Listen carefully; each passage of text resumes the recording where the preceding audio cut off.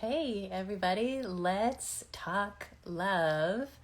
I'm Gabby at For Better Love, and I'm excited to help you bring more play, peace, and passion to your marriage and relationship. Today is Tuesday. That means it's New Topic Tuesday. And if you've been watching the work here at For Better Love, I don't like to call it work. It's if you put enough intention, not even enough, if you put in a little intention, attention, and action, and you spread that over time, it just becomes part of your couple culture, part of your habit, so it doesn't have to be work, right? But if you've been watching and following what we're doing here, we keep our content categorized into two different categories. How to keep the fights clean and how to keep the sex dirty. And so each week we've been covering one of those topics, not going back and forth, but also looking at what to do before, what to do as it starts, what to do during, and what to do after, because timing is everything, right? So today's topic, this week's topic, I should say, is how to keep the fights clean after.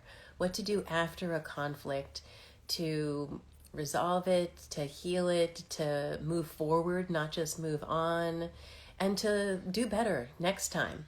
In fact, the blog that we're focusing on this week, it's one of my favorites and one of my favorite tools. It's called Argument Even Better Ifing.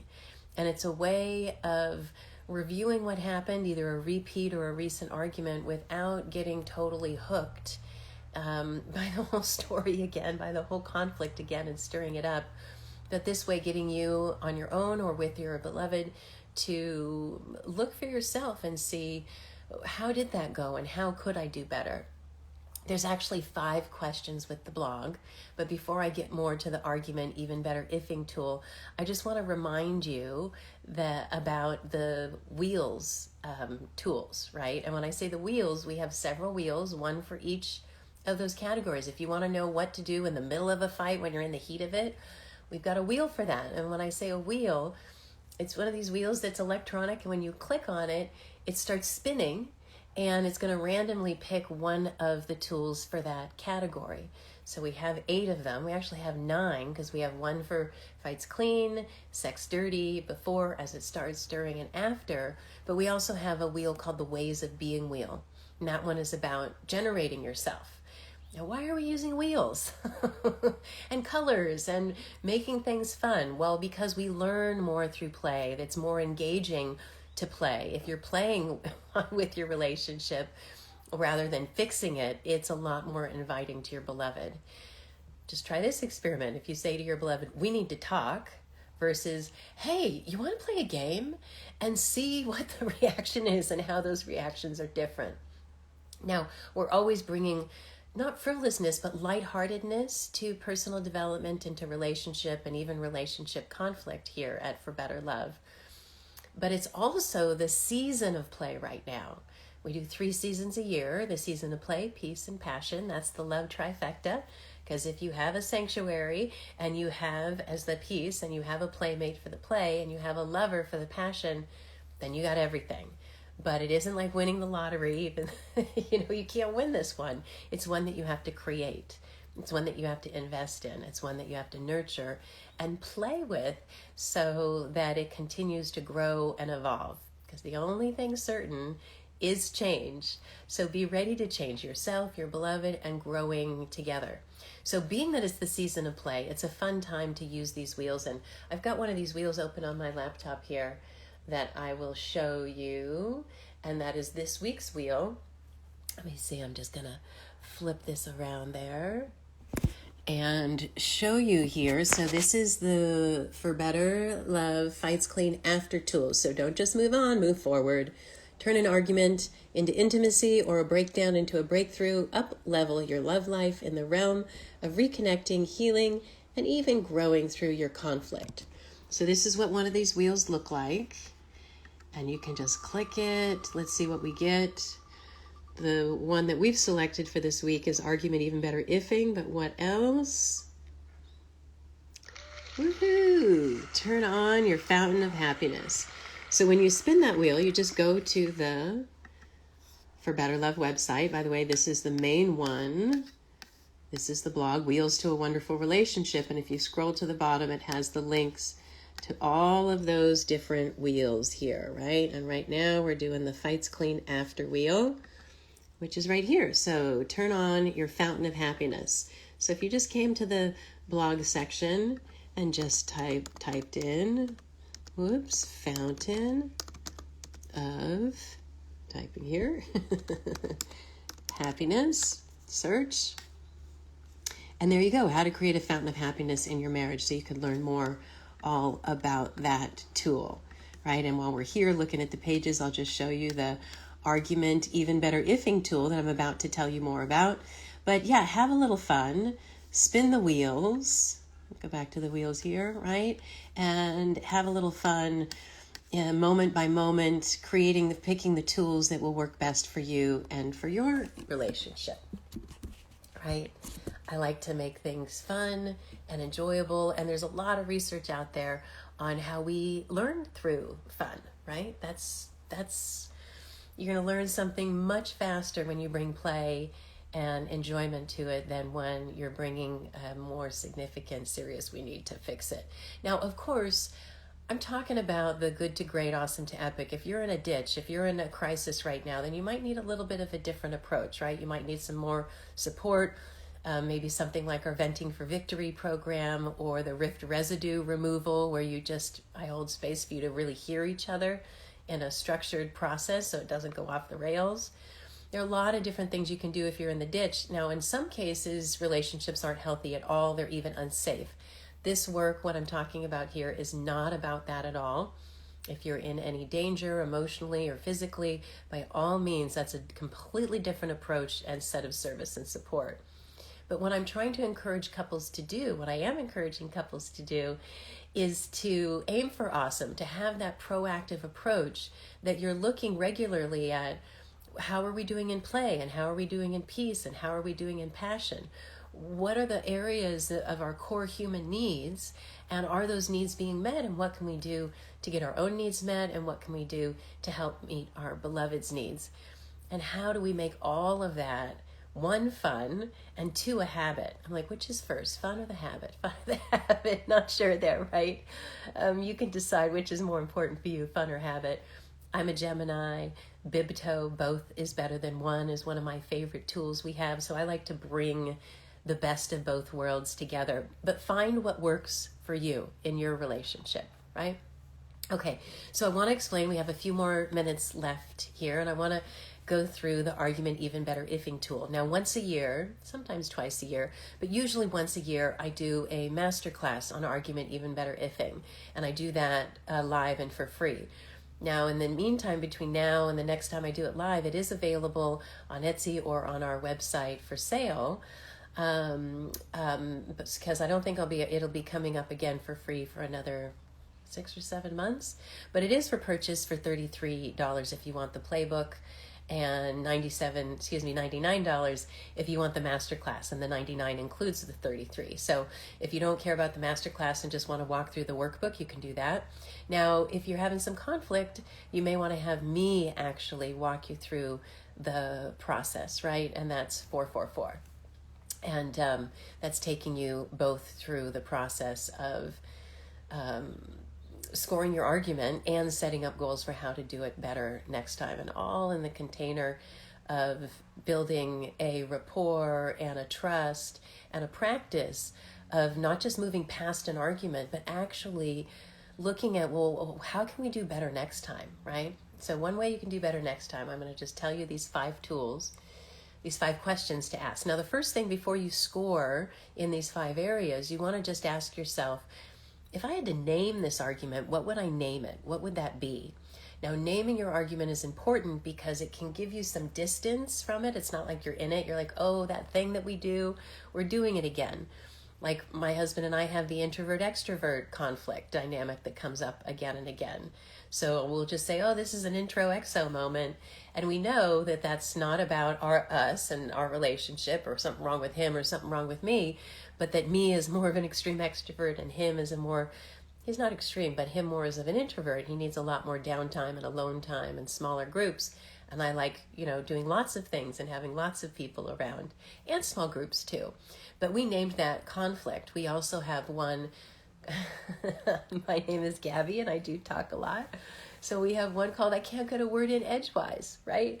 And that way he and I can know it's not just this conflict we're in, but it's something that we do as a pattern. So before you score it, name it. Name your argument. Okay. Let's see. After naming your argument, the first thing you want to score on a scale of 1 to 10 is how often does this happen? Now, if it happens all the time, that's not so good, right? And we would give that a 1. If it never happened before, that's a good thing, and we'll give it a 10. Having an argument you've never had before, you're covering new territory, so that's a good thing, right? The second thing to look at is how extreme did it get? Now, a 1 would be, I don't know, you have to calibrate it for yourself, but maybe what, did the neighbors call the cops or something? You were screaming at each other so loud.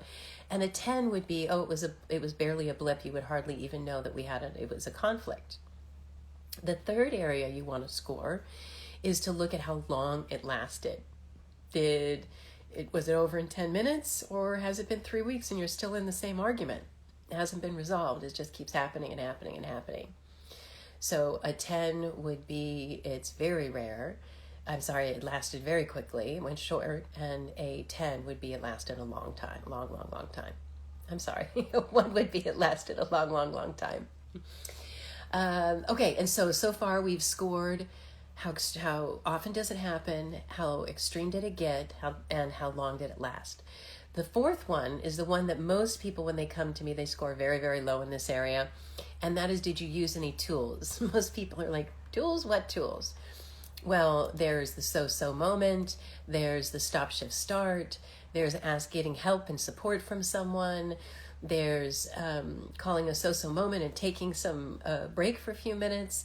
There's using the OCC and taking ownership. There's all sorts of tools that you can use. And that's part of what we do at For Better Love, is helping you learn and create your own memorable tools so that just when you need them the most, they're right there. It's easy to do. Like the OCC for taking ownership, expressing compassion, and sparking creativity. We've got a little song to help you remember it, right? It's, you down with OCC? Yeah, you know me. Little spin-off on the 90s song Naughty by Nature. I'm pretty sure it was in the 90s, right? You down with OPP? Yeah, you know me. Well, this is the OCC, but it's about finding just fun, memorable ways to keep those tools accessible so when you are in conflict, you're likely to use them, right? And you don't want to decide, should I or should I not use this? I recommend that you take 30 or even better 90 days and pick one tool and practice it. Use it every time, when it's a little conflict, when it's a big conflict, so that you're not waiting for the big thing, but you're learning it as a habit. And then when you really need it, then it's just easy to go to, because that's what you always do. It's a habit. My husband and I have a rule that, and when I say rule, it's a game we're playing, that any conflict, big or small, his quote-unquote fault or my fault, either one of those, within 5 minutes, we each say the OCC. I take ownership for, I can see compassion for your experience in this realm, and creatively we could either move forward now or do better next time by doing X, Y, and Z, right? So those are a few of some of the tools that you could use. So far in the argument even better ifing tool, we've scored how often does this argument happen, how extreme did it get, how long did it last, and did we use any tools? And finally, the fifth area to score, I should say, in this tool is, did you learn any lessons and did you put any actions in place? So when you look back and you say, yes, you score your argument, see how well you did. Because you're scoring your argument, you can already say you're learning some lessons and give yourself a good score there, a high score. So, but it's up to you to take what you learned and not just have the argument just happen and get past it, but actually take that argument, turn it into intimacy, turn it into information, turn the lessons, right? Turn the argument into a lesson in love so that you can keep doing better and better and better next time. Ignore the falling glasses there. Okay, so for all 5 of those, after you've named your argument, for argument even better ifing, you're going to look at how often does it happen, how extreme did it get, how long did it last, did we, but you're scoring yourself, did I, or how you did together, but don't score your beloved, right? This is about autonomy and looking over here at yourself. not rubbing your beloved's face in shit, right? You want to be looking for yourself. So how often does it happen? How extreme did it get? How long did it last? Did you use any tools? And did you learn any lessons?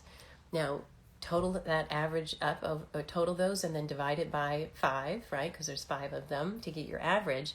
And that's your score for how you did for that argument. The goal is then to look at that score and say, how can you do better next time? Which area were you most challenged in? Was it the area of, with argument even better ifing, was it the area of extreme? For example, about 3 weeks ago, Raj and I had our biggest argument in 2.5 years. And it wasn't that often because it had been 2.5 years, so we scored well there. But for how extreme it got, he broke 4 of our guidelines or our rules, like swearing or throwing something in like 60 seconds. It was like, blah, blah, blah, blah. I was like, whoa, what happened there? So we got a low score there. But in terms of how long it lasted, we caught ourselves in 10 minutes. So that was a good score. We did use tools. He gets coaching from my dad. And so he called my dad and we both did an OCC. And I used our soothing mantra, which is another tool of what to say or do when you're in conflict. Our soothing mantra is, this is a dark moment, but it's only a moment and we'll get through it together. That really, really helps both of us. And so we used a lot of tools, so we did well there. And in terms of learning lessons, we have a weekly meeting on Fridays where we check in, and the meeting after that, in fact, 2 meetings after that, we checked in about that conflict, did our own argument, even better ifing, scored ourselves, and then set goals for how we can do better next time, what to do earlier before it got to that point. And again, this conflict was about the introvert-extrovert. We were packed in the car, ready to drive away, and just got into some conflict about where we were going and how many people we were seeing and the house guest that was staying at our house longer than we thought, and all of those factors that cause conflict with our introvert-extrovert dynamic. But we used the tools, and we not only got through it, we're in a much better place and ready to go 3.5 years next time instead of the 2.5 years. So that is the argument even better ifing tool for this week's topic, which is how to keep the fights clean after. What do you do after an argument to reconnect? We've got over a dozen tools on the wheel and on the website, so check out the tools that are most inspiring and helpful for you. And then if there's something that you're looking for and some support and it's not there, please reach out, DM me here or on any of the other social media platforms. I'm Gabby, the Love Trifecta Coach, bringing you more play, peace, and passion to your marriage or relationship. It's just an honor and a privilege to contribute and to share, so please let me know how we can be of more support to you. And I look forward to seeing you next time. On Saturday, we will be, I will be, but hopefully we, being you as well. On Saturday at 11, we'll be doing Go Ask Gaby, so feel free to come and bring any of your questions. Thanks so much for leaning into loving more. The world needs it out there, so here's to more play, peace, and passion. See you soon.